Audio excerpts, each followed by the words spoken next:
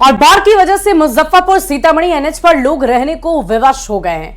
लोगों की मदद के लिए पॉलिथीन और तिरपाल दिए जा रहे हैं। आपको बता दें कि औराई प्रखंड में प्रशासन की टीम लगातार लोगों की मदद कर रही है।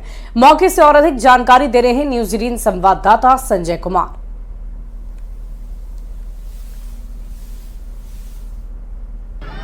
मुजफ्फरपुर के औराई प्रखंड में भी बाढ़ का कहर देखने को मिला है और डिस्ट्रिक्ट एडमिनिस्ट्रेशन ने जो नेशनल हाईवे पर लोगों ने शरण ले रखी थी उनके लिए पॉलीथीन सीट की भी व्यवस्था की थी। ये बताइए, ये कौन सा प्रखंड है? ये औराई प्रखंड है मुजफ्फरपुर में। हाँ। अब आप लोग सड़क किनारे कब आए हैं?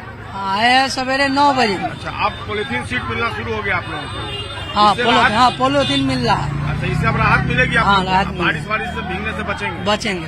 क्या नाम है? मनोज सहनी नाम है। मनोज सहनी है। और देखिए, काफी संख्या में लोग पहुंचे हैं। पॉलीथीन सीट अब इन लोगों को बांटा जा रहा है। ऊपर में देखिए जो अधिकारी और कर्मचारी हैं वो बाकायदा अपने साथ एक रजिस्टर भी रखे हैं और जिन लोगों को पॉलीथीन सीट दिया जा रहा है उनको उनका नाम जो है वो दर्ज कर रहे हैं। काफी संख्या में लोगों को पॉलीथीन सीट चाहिए। पॉलीथीन सीट तो मिल गया, क्या उपयोग करेंगे इसका? अनाज तोपेंगे, मवेशी के तोपेंगे। इससे ये जरूरत थी इसकी? हाँ, इसको जरूरत है। बारिश से सामान भीगने का? हाँ, भीगने का डर, इसीलिए। क्या नाम है? राहत सामग्री के साथ साथ पॉलीथीन सीट भी मुहैया कराया जा रहा है। कैमरा पर्सन बनी जुनेजा के साथ संजय कुमार, न्यूज 18 मुजफ्फरपुर औराई। गोपालगंज में गंडक नदी के तटबंध पर दबाव तेज हो गया है। बैकुंठपुर प्रखंड के सलीमपुर तटबंध पर अचानक रिसाव शुरू होने से अफरा तफरी मच गई। हालांकि जल संसाधन विभाग की टीम मौके पर पहुंचकर वहां पर जायजा लिया है। सदर एसडीएम का ये दावा है कि जल्द ही रिसाव को रोक दिया जाएगा। वहीं बीडीओ और सीईओ ने तटबंध के अंदर बसे लोगों को ऊंचे स्थान पर शरण लेने की अपील की है। तो हम लोग अनाउंस भी करवा दिए हैं कि जो आप निचले स्तर में हैं वो लोग सभी अभी ऊंचे स्तर पर आ जाएंगे। साथ ही मेडिकल टीम को भी अलर्ट कर दिया गया है। एमआईसी साहब को एक टीम गठन कर दिए हैं। अभी सरकार की तरफ से सरकारी नाव चलाए जा रहे हैं। सभी लोग अपने सामान लेकर के माइकिंग करा दिया गया है। सभी लोग बांध पर ऊंचे स्तर पर शरण स्तर प्राप्त करने की सूचित कर दिया गया है। बार बार सूचना दी जा रही है और सरकारी व्यवस्था की गई है। नाव वहीं पूर्णिया में बाढ़ के कारण बैसा में स्टेट हाईवे 99 पर डायवर्जन टूट गया। जगह जगह सड़कों पर पानी बह रहा। प्रशासन का कहना है कि बाढ़ पीड़ित इलाकों में 44 नाव दी गई है जिससे लोगों को आवागमन में दिक्कत ना हो। मंत्री लेसी सिंह ने कहा कि बाढ़ को लेकर सरकार और जिला प्रशासन तत्पर है। % परिवार अफेक्टेड है और घर में 3-3, 4-4 फीट पानी है। यहाँ का हालत देख के दिल रो रहा है और बहुत ही दयनीय हाल है इन लोगों का। अब प्रशासन से हम यही कहेंगे कि बहुत जल्दी फौरी तौर पर इन लोगों को कोई न कोई सुविधा मुहैया कराए। जो है प्रशासन लगातार जो है एक्टिव है। आपदा से रिलेटेड जितने भी लोग हैं सभी लोग काफ़ी एक्टिवली हर एरिया को मॉनिटर कर रहे हैं। एक भी व्यक्ति को कोई परेशानी नहीं हो इसके लिए सब लोग जो है ध्यान रख रहे हैं। एसडीआरएफ की टीम लगातार उसमें काम कर रही है। देखिए, सरकार पूरी मुस्तैदी से लगी हुई है। पूरा सरकार का जितना भी तंत्र है, चाहे जल संसाधन विभाग हो या अन्य विभाग, सभी लोग लगे हुए हैं। सभी जिला पदाधिकारी, पुलिस अधीक्षक, हर डिपार्टमेंट के लोग लगे हुए हैं। और अब खबर बेतिया से है, जहां गंडक नदी का जलस्तर बढ़ने से नौतन और बैरिया के कई इलाके जलमग्न हो गए। गांव में पानी घुसने के बाद लोग सुरक्षित स्थानों पर शरण लेने के लिए जा रहे हैं। नदी के बढ़ते पानी का दबाव चंपारण तटबंध पर बढ़ने लगा है और इससे तटबंध के उत्तरी हिस्से में रहने वाले लोगों में भय और दहशत का माहौल बना हुआ है। नाव का व्यवस्था होना चाहिए, तिरपाल का व्यवस्था होना चाहिए। बेरी में से सब अनाज बह गया, माल मवेशी दह गया, कहीं कुछ नहीं है, खाना पीना नहीं खाया है। लोग माने चौकी पे अपना माने नाव बना के लोग कैसे अपना जीवन यापन कर रहा है। कोई देखने वाला नहीं है यहाँ पे। पानी से कितने घर प्रभावित है? करीब 500 घर से हम लोग ज़्यादा परेशान हैं। और गोपालगंज में गंडक नदी के मंगलपुर पुल के पास गाइड बांध ध्वस्त होने से रामपुर टेंगराही गांव में तबाही शुरू हो गई। गांव में 1500 से अधिक लोगों के घर डूब चुके हैं। लोगों ने प्रशासन से गाइड बांध को ठीक कराने की मांग की है। मौके से अधिक जानकारी दे रहे हैं न्यूज 18 संवाददाता गोविंद कुमार। गंडक नदी में आई बाढ़ की वजह से सदर प्रखंड के रामपुर टेंगराही पंचायत सबसे ज़्यादा प्रभावित हो चुका है, क्योंकि गंडक नदी के मंगलपुर पुल के पास बनाए गए गाइड बांध पिछले कई साल पहले टूट चुका था और टूटने के बाद से गाइड बांध की मरम्मत इस साल भी नहीं की गई। इस वजह से गाइड बांध टूटने की वजह से जो गंडक नदी का पानी है वो पूरा पानी रामपुर टेंगराही पंचायत में फैल चुका है और रामपुर टेंगराही पंचायत में तबाही का मंजर साफ तौर पर भी देखने को मिल रहा है। ऐसे में इलाके के जो लोग हैं वो आक्रोशित हैं, क्योंकि गाइड बांध की मरम्मत अब तक नहीं कराई गई है। पंचायत के मुखिया भी हैं, इनसे भी बात करते हैं। आखिर क्या वजह है कि रामपुर टेंगराही पंचायत में बार बार पानी फैल जाता है? 2020 के लगभग बाढ़ आने के बाद जो जादवपुर मंगलपुर मुख्य पथ पर पुल जो है उसका गाइड बांध टूट गया था। उसको बार बार हम लोगों के द्वारा प्रशासन से मांग किया गया, मीडिया के द्वारा भी उठाया गया कि इसका मरम्मती किया जाए, लेकिन आज तक इस गाइड बांध का मरम्मती नहीं किया गया, जिसके चलते यहाँ से पानी निकल के पूरा रजवाही ग्राम और सिमराही ग्राम में बाढ़ पूरा हो चुका है। गाइड बांध नहीं बनने की वजह से कई नुकसान भी हो रहे हैं, क्योंकि गोपालगंज और बेतिया वाली जो सड़क है वह भी कटने लगा है। इसके अलावा रामपुर टेंगराही पंचायत पूरी तरह से गंडक के पानी से डूब चुका है। ऐसे में इलाके के लोग, पंचायत के प्रतिनिधि लगातार प्रशासन और सरकार से गाइड बांध की मरम्मत कराने की मांग कर रहे हैं। गोविंद कुमार, न्यूज़ 18, गोपालगंज। सीतामढ़ी में भी बागमती का तटबंध टूटने के बाद कई नए इलाकों में बाढ़ का पानी तेजी से फैलने लगा है। सुनी सैदपुर प्रखंड के महसा फरकपुर पंचायत में बाढ़ का पानी फैलने से लोग घर बार छोड़ करके पलायन को मजबूर हो गए हैं। मौके से ज्यादा जानकारी दे रहे हैं न्यूज़ 18 संवाददाता संजय कुमार। सीतामढ़ी में बागमती का तटबंध टूटने के बाद कई गांवों में पानी फैल गया और तस्वीर देखिए, लोग पलायन करने लगे हैं अपने गांव से। आप कहां से आ रहे हैं? वहीं से आ रहे हैं सर। क्या गांव पूरा डूब गया? जी, तो सब लोग निकलने लगे हैं गांव जी से? जी। कुछ बचा घर में? नहीं, घर में पानी घुसे हुआ है, तो क्या ये आज अचानक से पानी आया है जी, मैसा पंचायत में जी। तो जो पानी आ गया गांव में, घर में, अब सब लोग तो वहाँ पलायन कर रहे हैं जी। तो आप क्यों जा रहे हैं? जा रहे हैं, जो सामान खाने पीने के सामान लेकर घर पर जा रहे हैं, क्या करेंगे?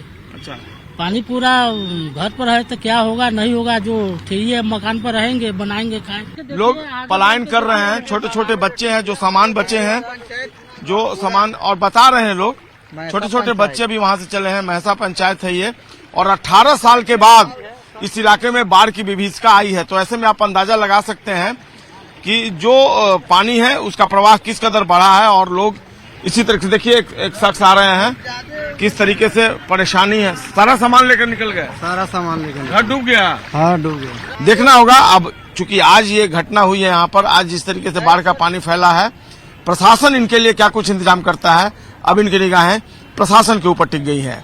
कैमरा पर्सन मनी जुनेजा के साथ संजय कुमार, न्यूज़ 18, सीतामढ़ी।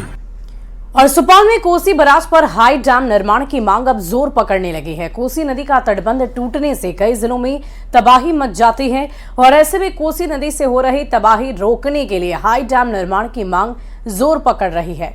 अधिक जानकारी दे रहे हैं न्यूज़ 18 संवाददाता अमित झा।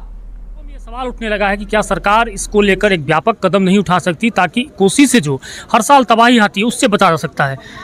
अब बताइए, जो कोसी को लेकर जो हर साल तबाही होती है कोसी से, इसको लेकर क्या मांग आप लोग करते हैं? हम लोग सर सोचते हैं कि कोसी का हर साल जो तबाही आता है इसका अस्थायी निदान किया जाए। इसका अस्थायी निदान तभी हो पाएगा जब सरकार एक नदी जोड़ परियोजना लाएगी, एक दूसरे नदी को इंटरकनेक्ट करेगी। और ये इतनी बड़ी आबादी है यहाँ पे, जब तक एक हैडम बन जाएगा, हैडम बनने से होगा कि हम लोग को सिंचाई आसानी से हो पाएगा। कोसी का जो सबसे ज़्यादा है कि तेज़ इसका करंट जो है, करंट में बहुत लोगों का घर बह जाता है, वो करंट कम हो जाएगा। क्या स्थिति है कोसी के भीतर का? बहुत खराब स्थिति है। तो यहाँ गांव घर कट रहा है, माल मवेशी सब भस रहा है यहाँ। तो क्या सरकार से क्या चाहते हैं? कोसी पर हाई डैम का निर्माण? हाँ, हाई डैम का निर्माण हो, एक सुरक्षित इसका नदी बनाया जाए, इससे पब्लिक को परेशानी नहीं होगा। लेकिन एक बड़ा सवाल है कि कोसी पर कब अस्थायी समाधान होगा, क्योंकि करोड़ों रुपए खर्च होते हैं लेकिन अस्थायी समाधान नहीं होता है। और 6 लाख क्यूसेक पानी की जैसी सूचना मिलती है कि पूरे बिहार में अफरा तफरी मच जाती है। तो जरूरी है कि केंद्र सरकार और राज्य सरकार एक व्यापक पहल करे और कोसी पर हाई डैम का निर्माण करवाए। Amit Jha, news 18 network, Supaul. सीतामढ़ी और शिवहर जिले में 4 जगह पर तटबंध टूटने के बाद इलाके में हाहाकार की स्थिति है। कई इलाके पूरी तरीके से जलमग्न हो चुके हैं। सीतामढ़ी के बेलसंड और सुनी सैदपुर प्रखंड के कई इलाके बाढ़ की चपेट में आ गए हैं। अभी कई मुख्य सड़कों पर बाढ़ का पानी तेजी से बह रहा है। हालात का जायजा लिया है न्यूज़ 18 संवाददाता राकेश रंजन ने।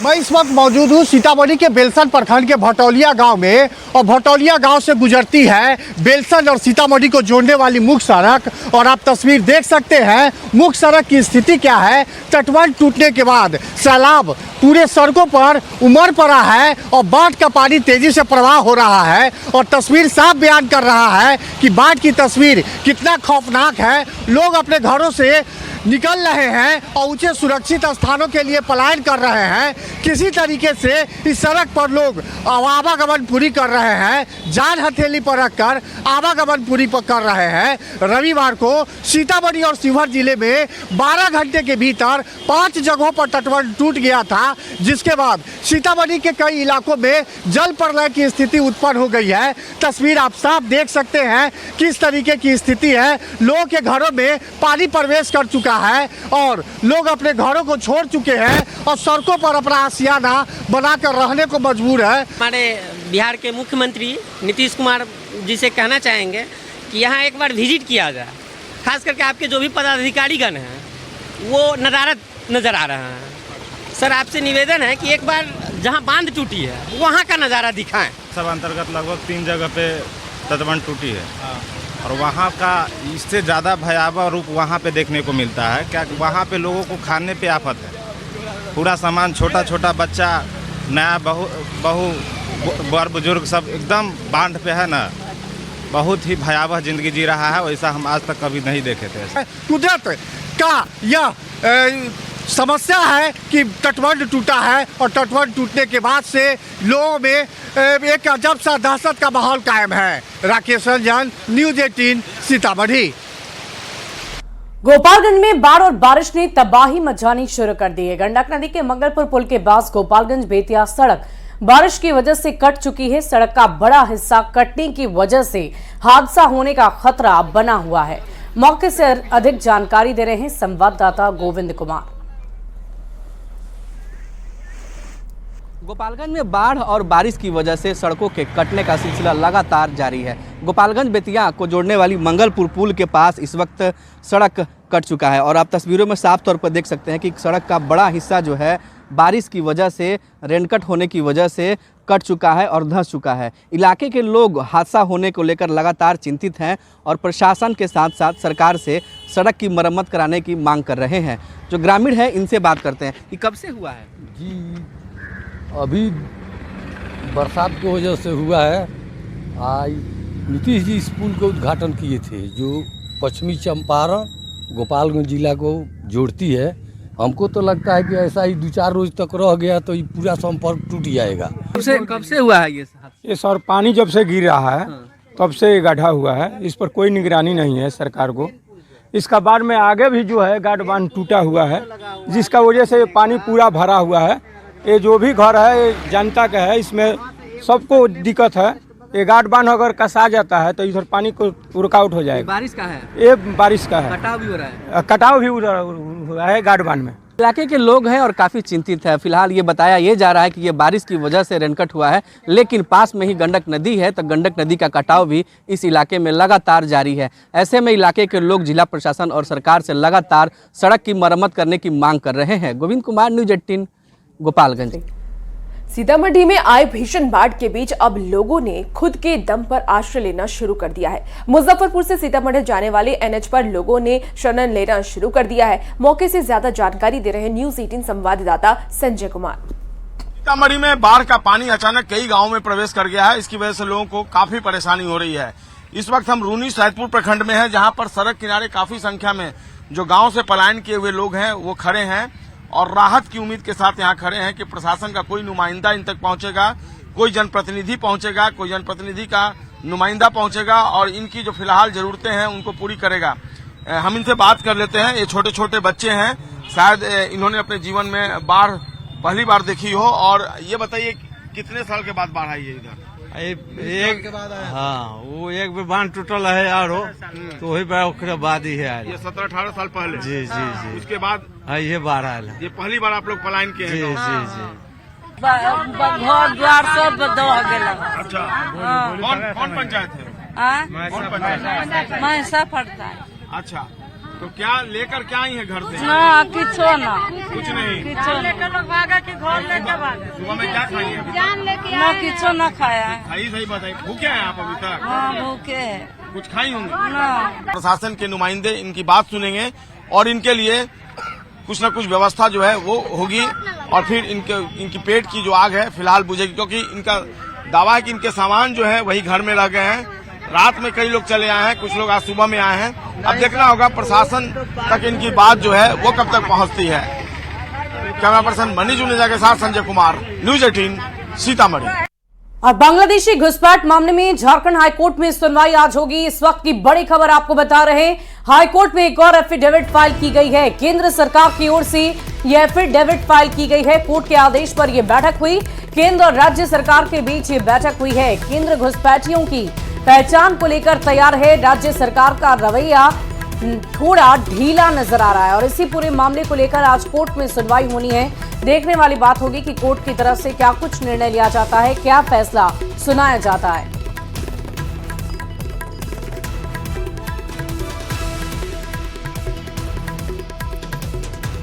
और आज 1 अक्टूबर है और आज से कई अहम बदलाव होंगे। कई बदलाव ऐसे हैं जिससे आपकी जेब पर सीधा असर पड़ेगा। कमर्शियल गैस सिलेंडर की कीमत बढ़ जाएगी। एलपीजी गैस सिलेंडर की कीमत बढ़ी है। बता दें आपको कि 19 केजी वाले कमर्शियल सिलेंडर की कीमत दिल्ली में 1691.50 रुपए की हो गई है। वहीं 1740 रुपए इलेक्ट्रिक व्हीकल खरीदने पर सरकार सब्सिडी देगी। पीपीएफ एनएससी की ब्याज दर नहीं बढ़ाई गई है। बता दें आपको कि पॉलिसी सरेंडर करने पर रिफंड ज्यादा मिलेगा। तो बड़ी खबर इस वक्त आपको बता रहे हैं, आज से कई सारे बदलाव किए गए हैं। कमर्शियल गैस सिलेंडर की कीमत बढ़ गई है। 19 केजी वाले सिलेंडर की कीमत बढ़ा दी गई है।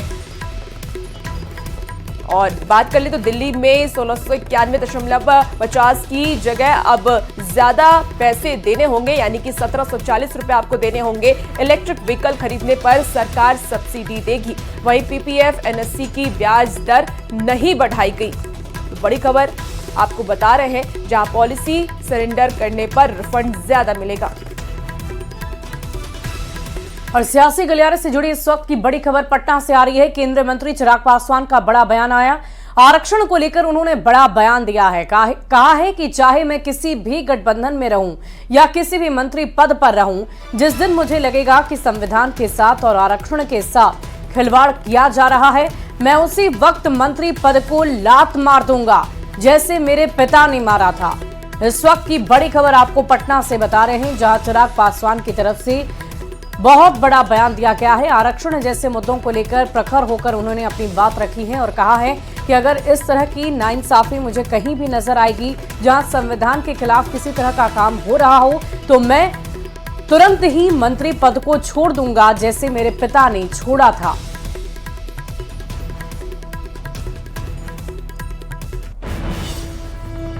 गठबंधन में है, आप लोगों को अपने हक अधिकारों की चिंता के लिए सोचने की जरूरत नहीं है। ये वादा आप लोगों से करते हैं। और जिस दिन चिराग पासवान को लगेगा कि गठबंधन में मेरे लोगों के साथ अन्याय हो रहा है या गठबंधन में हम लोग की बातों को सुना नहीं जा रहा, तो मेरे पिता ने भी 1 मिनट नहीं सोचा था मंत्री पद को लात मारने से पहले अगर मुझे भी लगेगा तो किसी और को मिलेगा। 2 अक्टूबर को जन स्वराज पार्टी की स्थापना होनी है और इससे पहले जन स्वराज के संयोजक प्रशांत किशोर ने बड़ा बयान दिया है। उन्होंने कहा कि जन स्वराज अभियान का सबसे बड़ा उद्देश्य है कि बिहार में विकल्प लाना, ताकि लोगों को राजनीतिक बंधुआ मजदूरी से छुटकारा मिले। इस दौरान उन्होंने ये भी बताया कि 2 अक्टूबर को ही पार्टी की औपचारिक स्थापना के साथ पार्टी के नाम, संविधान और प्रावधान के साथ ही पार्टी की लीडरशिप के बारे में घोषणा होगी। उन्होंने कहा कि उन्हें दल का नेता नहीं बनना है, वहीं नेता उसे बनाया जाएगा जिसे बिहार की जनता ने चुना है। मैं पैदल गांव-गांव जाता हूं, लोगों को समझाता हूं और वो यात्रा रुकेगी नहीं। वो यात्रा इलेक्शन से नहीं जुड़ी हुई है, वो बिहार के सुधारने के मेरे संकल्प से जुड़ा हुआ है और यात्रा तब तक चलती रहेगी जब तक बिहार के लोग ये समझ न लें बिहार के लोग इस परिकल्पना से जुड़ ना जाएं और जुड़कर अपने बच्चों के लिए एक बेहतर व्यवस्था न बना लें। दल बन जाएगा, दल की लीडरशिप आ जाएगी, वो लोग दल को चलाएंगे। मैं जो काम पिछले 2 साल से कर रहा हूँ वही काम आगे करूँगा। मैं अभी अररिया सुपौल के इलाके में पैदल चल रहा हूँ। 2-3 दिनों के बाद मैं फिर वापस जाकर वहीं से पैदल चलना शुरू करूँगा और आने वाले चाहे 1 साल लगे, 1.5 साल लगे, 2 साल लगे, जब तक बिहार के गांव-गांव जाकर लोगों को समझाना लें तब तक पदयात्रा जारी रहेगी। देखिए 2 बातें हैं। मेरा जो संकल्प है बिहार को सुधारने का, वो जन सुराज की चुनावी सफलता और विफलता से नहीं जुड़ा है। उससे बिहार सुधर जाएगा ये जरूरी नहीं है। दल तो हर बार जब चुनाव होता है कोई ना कोई दल जीतता ही है। तो मेरी भूमिका है कि जन सुराज एक ऐसी व्यवस्था बने जो अच्छे लोगों की, सही लोगों की व्यवस्था हो, जो जब जीत कर आए तो सिर्फ विधायक और सांसद बनाने वाली मशीनरी न बने। और फिलहाल इस बुलेटिन में तय खबरों का सिलसिला न्यूज़ 18 बिहार झारखंड पर जारी है।